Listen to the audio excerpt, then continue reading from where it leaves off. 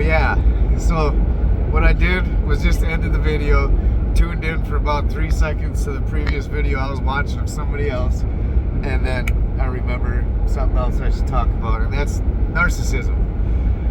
So my original twin flame that I thought, or maybe it really was, I don't know, what I really would like to talk to my spiritual community about is what these energetic feelings are, what they actually mean. This is the conversation I've been trying to have since I really kind of started reaching out to the community, but it's fucking impossible. So I'll just put out there with what I came up with so far. I could be wrong, it could be right.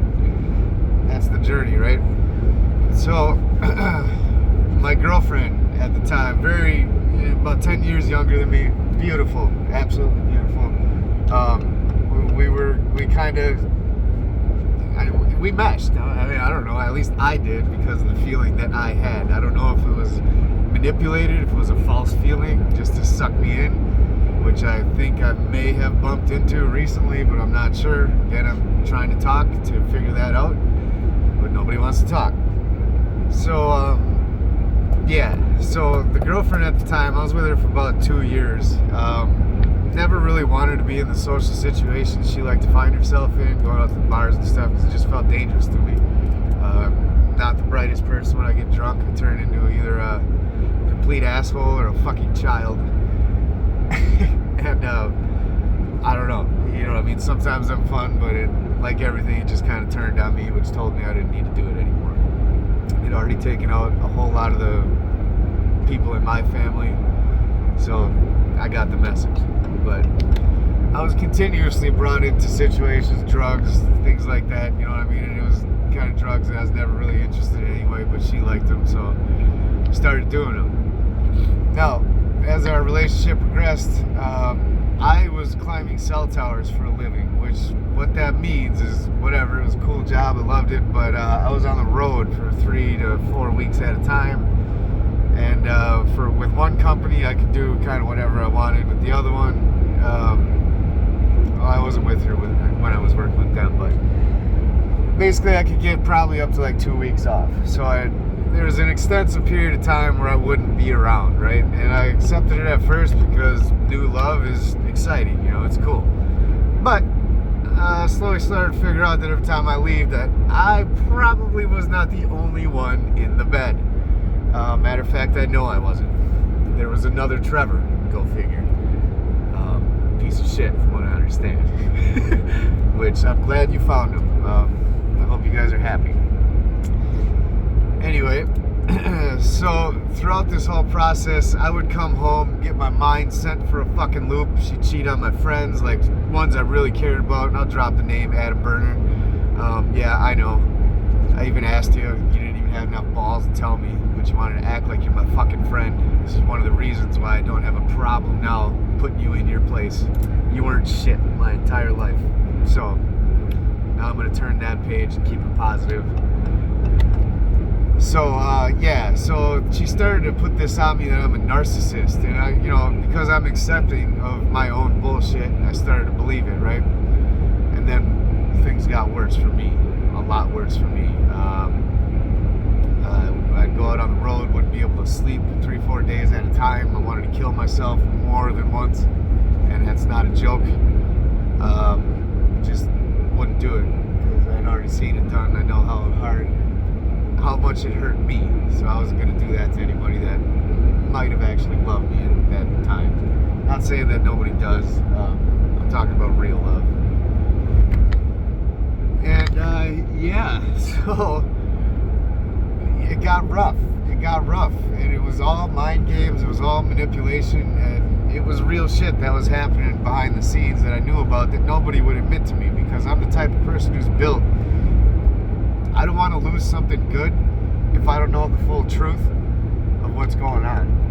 So I will stand there, and I will stand toe-to-toe with insanity, know that it's fucking me up, but just keep thinking that, alright, I'll figure this out. One of these times it's going to be a knockout punch. There's nothing they're going to do or say that they can walk out of the corner I've backed them into, and that's just not true.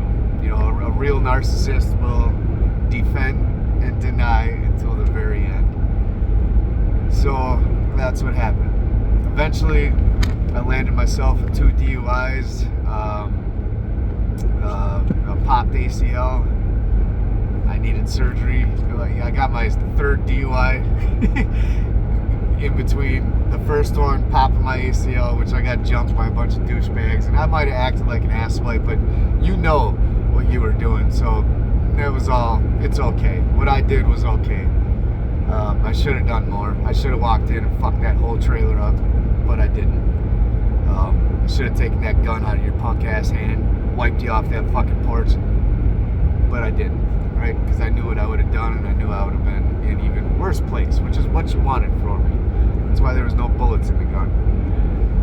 So, yeah, a whole lot of stuff snowballed into me basically torching my entire life, landing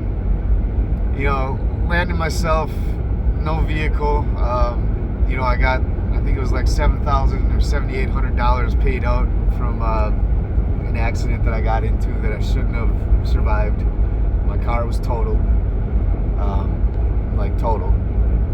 So I had to milk this money. Well, I got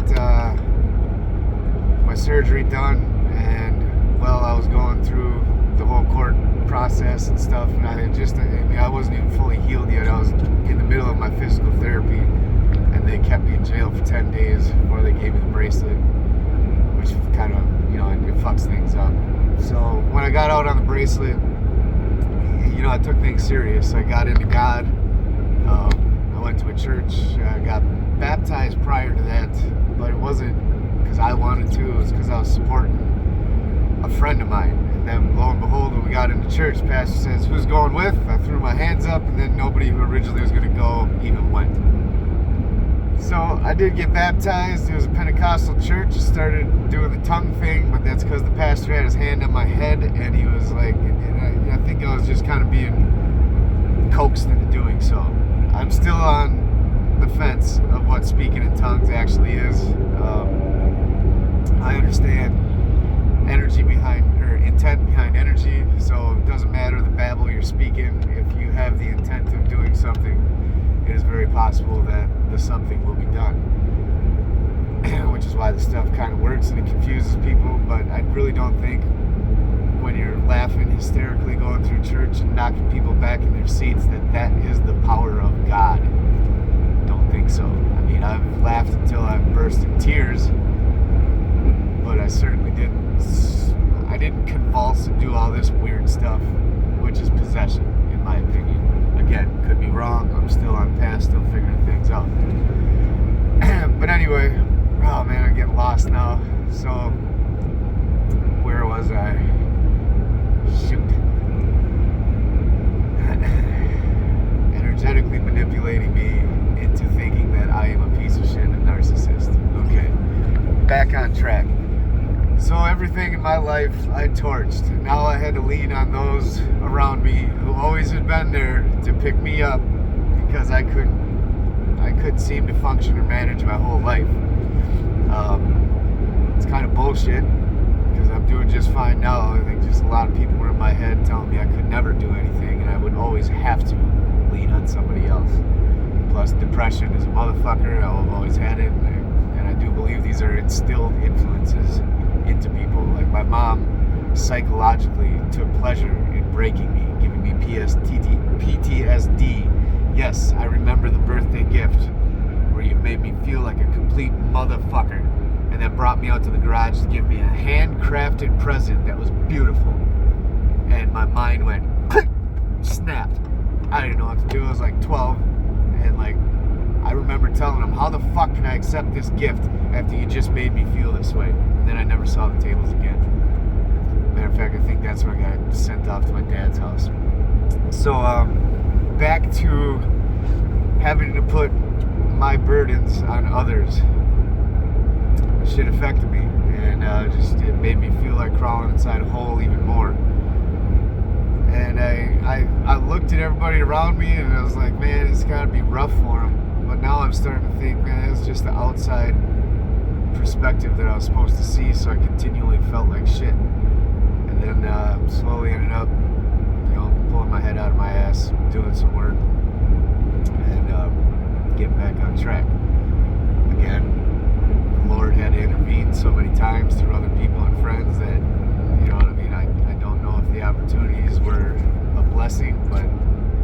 blessings also come in disguises. God will use whoever he needs to, whoever they are, wherever they are, to get you to wherever you need to go and where you need to be. So for quite a long time in my life, I dwelt in darkness around dark people and had no idea, but I was still managed to maintain who I am in front of you today. And that is the power of God. Not only that, it's the power of your choice and your free will. You have to use all these things together. God can give you all, I can look back now and see how many opportunities that he gave me to really do better, and I didn't. I can now see how many times all throughout my life, my spirit family, my ancestors, everybody was just trying to reach me, but I had something else in my hand that I couldn't let go of. I had a lot of other things in my mind that I couldn't seem to get on top of. And whether or not I want to blame them on outside influences, it still took my inner strength to fight back. So no matter what, the choices and the things that I did, I accept. And I have no